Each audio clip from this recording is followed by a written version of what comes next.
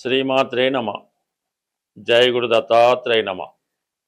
ఈ వీడియోలో మనం కన్యా రాశి వారికి మార్చి 29 నుంచి ఏప్రిల్ 4వ తారీఖు మధ్యలో జరగబోయే వార ఫలాలు పరిశీలించినప్పుడు కన్యా రాశి వారికి విజయస్థానం చాలా బలంగా ఉంది. 6వ స్థానంలో కుజ, అలాగే రాహు, అలాగే బుధుడు, రాశ్యాధిపతి బుధుడు దశమాధిపతిగా 6వ స్థానంలో పాపగ్రహాలతో కలిసినప్పుడు తను ఒక పాపగ్రహంగా మారడం జరుగుతూ ఉంటుంది. అదే ఉపచయ రాశులైనటువంటి 3, 6, 10, 11 స్థానాల్లో ఈ పాపగ్రహాలు జాతకుడికి విజయాన్ని ఇవ్వడం జరుగుతుంటుంది. అందువలన ఈ రాశి వారికి ఈ వార ప్రారంభంలో మీకు ఏ విధమైనటువంటి కోర్టు సమస్యలున్నా, ఆర్థికపరమైన లావాదేవీలున్నా, అన్నదమ్ములతో భార్యాభర్తల మధ్య, అన్నదమ్ముల మధ్య విభేదాలున్నా, స్థిరాస్తి సంబంధించిన తగువులున్నా అవి మీకు అనుకూలంగా మారడం జరుగుతుంటుంది. మిమ్మల్ని ఏదో ఒక లిటిగేషన్లో ఇరికించాలనే ప్రయత్నం చేస్తుంటారు. అలాగే మీరు కూడా గతంలో ఏదైనా చిన్న పొరపాటు చేసి ఉంటే దాన్ని పెద్దదిగా చిత్రీకరించి మిమ్మల్ని ఇబ్బంది పెట్టే ప్రయత్నం కూడా జరుగుతూ ఉంటుంది. ఏదైనా ఒక చెక్ రిటర్న్ కేసు ఇలాంటి వాటిలో మిమ్మల్ని ఇరికించే ప్రయత్నం కూడా జరుగుతూ ఉంటుంది. ఏదైనా విజయం మీకే రావడం జరుగుతుంటుంది. దాన్ని బట్టి మీరు ఏమాత్రం ఇబ్బంది పడకుండా కంప్లీట్గా మీరు పోరాడితే అటు న్యాయస్థానంలో కానీ, పోలీస్ స్టేషన్లో కానీ సంపూర్ణ విజయం మీకు రావడం జరుగుతూ ఉంటుంది. అదే ఈ వారం 2వ తారీఖు తర్వాత కుజుడు 7వ స్థానంలోకి చేరడం జరుగుతుంది. అక్కడ ఉన్నటువంటి శని భగవానుడితోనూ, వ్యయాధిపతిగా ఉన్నటువంటి రవితోనూ కలుస్తూ ఉంటాడు. మరి ఈ కారణం వల్ల కంప్లీట్గా ఏప్రిల్ 2వ తారీఖు తర్వాత జీవిత భాగస్వామితో భార్యాభర్తల మధ్య తీవ్రమైన విభేదాలు రావడం జరుగుతుంటుంది. ఏదో కారణం వల్ల భార్యాభర్తల మధ్య ఎడబాటు రావడం జరుగుతూ ఉంటుంది. అలాగే ఉద్యోగస్తులైనటువంటి వారు ఏంటంటే భర్తకు ఒక చోటు ఉద్యోగం, భార్యకు ఒక చోటు ఉద్యోగం ఇలాగ ఉండే అవకాశం ఉంటుంది.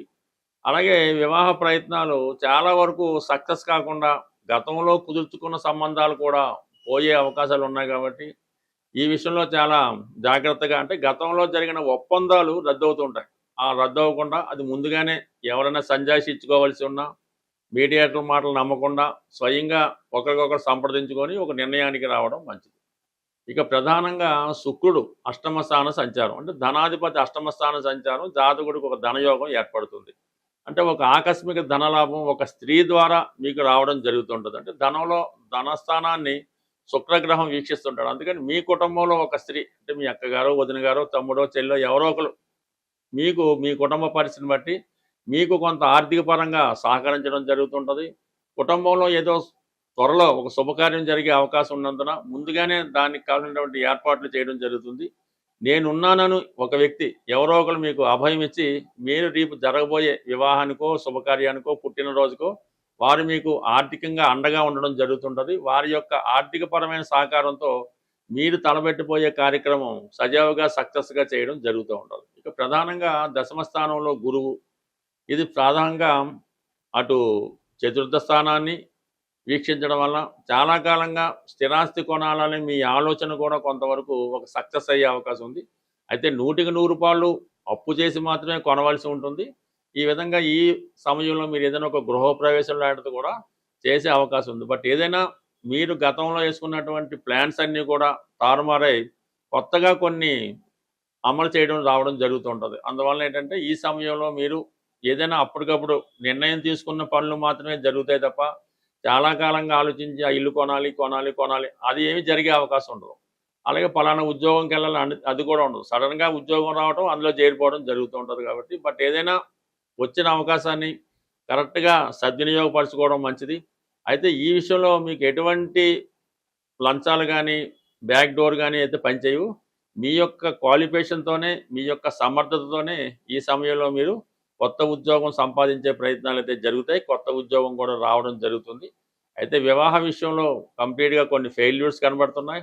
ప్రేమ విషయంలో కూడా లవ్ అఫేర్స్ లాంటివి ఉంటే ఫెయిల్ అవ్వడం జరిగే అవకాశం ఉంది. కాబట్టి ఇటువంటి విషయాన్ని కొంతకాలం పాటు వాయిదా వేసుకుంటే మళ్ళీ అవి ఆటోమేటిక్గా వాటికి అవే సక్సెస్ అవ్వడం జరుగుతూ ఉంటుంది. పర్టికులర్గా ఈ వారం మనం చేయవలసినటువంటి పరిహారం ఏంటంటే, ఇప్పుడు ఈ వార ప్రారంభంలో సూర్య భగవానుడు, శని భగవానుడు దగ్గరగా కలిసి సంచరించడం జరుగుతుంది. ఇంచుమించుగా దగ్గర డిగ్రీలో ఉండడం వల్ల మరి ఈ శని భగవానుడు కొంతవరకు కంబస్ట్ అవ్వడం జరుగుతూ ఉంటుంది. అంటే అస్తంగత్యం చెందడం జరుగుతూ ఉంటుంది.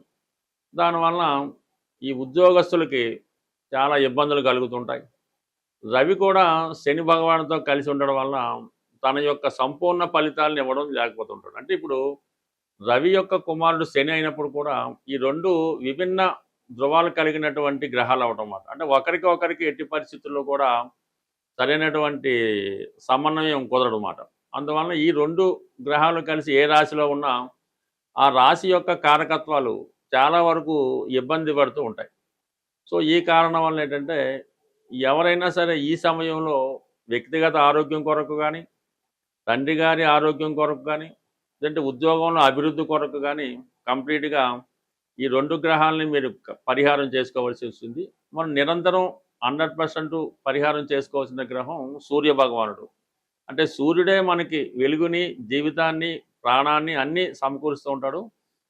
సూర్య భగవానుడు మాత్రమే ధనాన్ని జాతకుడికి ఇచ్చే అవకాశం ఉంటుంది. ధనాన్ని కానీ, ఆరోగ్యాన్ని కానీ సూర్య భగవానుడు ఇస్తాడు. కాబట్టి కంప్లీట్గా మీరు సూర్య భగవానుడిని ప్రతిరోజు సూర్య నమస్కారం ద్వారా, ఆదివారం నియమంగా ఉండడం ద్వారా, తండ్రి గారిని, తండ్రి సమానమైన వ్యక్తుల్ని గౌరవించడం ద్వారా కంప్లీట్గా మీకు సూర్య భగవానుడి అనుగ్రహం లభిస్తూ ఉంటుంది. అంటే ఈ సమయంలో మీకు ఏదైనా కొత్త ఉద్యోగం ప్రయత్నం చేస్తున్నా, నిరుద్యోగులైన వారు ఎవరైనా సరే ఈ సమయంలో మీ యొక్క తండ్రి గారికి కానీ, గురువు గారికి కానీ తెలుపు రంగు వస్త్రాలు సమర్పించి వారి ఆశీర్వాదం తీసుకోవడం వలన మీకు ఉద్యోగ ప్రయత్నంలో ఉద్యోగం నెరవేరే అవకాశం ఉంది.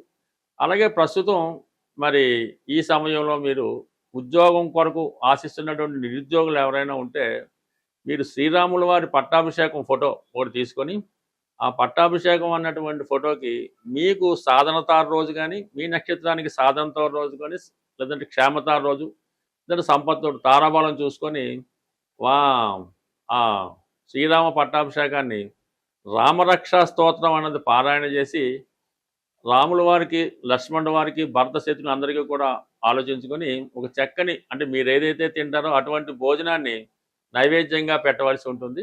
అలాగే ఎవరైనా అన్నదమ్ములు ఉంటే ఒక ఇద్దరు కానీ, నలుగురు కానీ ఉంటే అన్నదమ్ములైన వారికి మీరు ఆ రోజు ఆహ్వానించి వారికి భోజనం పెట్టడం వల్ల మీకు కంప్లీట్గా నిరుద్యోగ సమస్య ఏమన్నా ఉంటే పరిష్కారం అవుతుంది. కొత్త ఉద్యోగం వస్తుంది.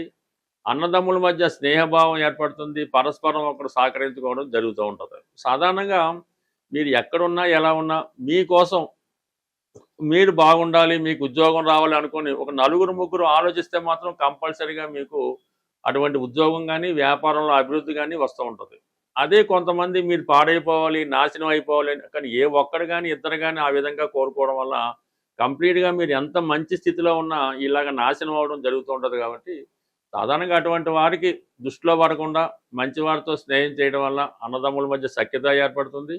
ఉద్యోగపరంగా అభివృద్ధి కలిగే అవకాశం ఉంది. ప్రేక్షకులకు విజ్ఞప్తి, ఈ వారం అంటే 29 మార్చి 2026 తేదీన ఆదివారం రోజు సుందరయ్య విజ్ఞాన కేంద్రం బాగలింగంపల్లిలో ఒక జ్యోతిష్య మహాసభ మా ఆధ్వర్యంలో నిర్వహించడం జరుగుతుంది.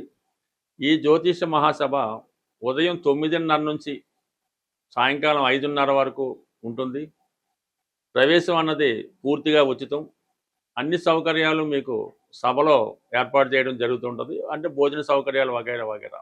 ఈ సభలో ప్రముఖ జ్యోతిష పండితులైనటువంటి శ్రీ నానాజీ పట్నాయక్ గారు, అలాగే మల్లాది మణి గారు, జనార్దన్ ఠాగూర్ గారు, అలాగే బంగారయ్య శర్మ గారు, నీలం పూర్ణమోహన్ గారు, ఎన్ విజయశంకర్ గారు, అలాగే విజయలక్ష్మి గారు మొదలగు ప్రముఖ జ్యోతిష్కులు వారి వారి ప్రసంగాలు వినిపిస్తారు. ఈ సభలో వచ్చినటువంటి ప్రేక్షకులు ఎవరైనా ఉంటే వారి యొక్క సందేహాలు ఏవైనా ఉంటే సభాముఖంగా ఈ పండితుల వద్ద మీరు తెలుసుకొని దానికి సరైనటువంటి సమాధానాలు కూడా తెలుసుకునే అవకాశం ఉంటుంది.